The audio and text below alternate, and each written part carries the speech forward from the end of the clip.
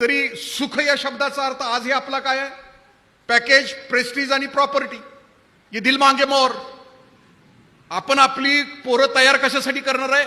नोटा छापायची मशीन म्हणून. त्याला पॅकेज खूप असलं पाहिजे, त्याला मान सन्मान खोट्या लोकांचा जास्त असला पाहिजे. आणि प्रॉपर्टी, इथे एक प्लॉट, तिथे एक प्लॉट, इथे एक फ्लॅट, तिथे एक फ्लॅट, मरताना इथे एक पाय, तिथे एक पाय, इथे एक हात, तिथे एक हात ठेवून मरायचा आहे त्याला. कारण तो प्लॉट आणि ती फ्लॅट कमवत असताना त्याचा जीव जो झिजलेला असतो, तो झिजणं म्हणजे सुख नव्हे. आपलं लेकरू सुखी असणं, आपलं लेकरू त्याच्या आयुष्यामध्ये खुश असणं, आनंदी असणं आणि त्या दिशेनं त्याला घडवणं म्हणजे पालकत्व आहे. आपलं लेकरू 3P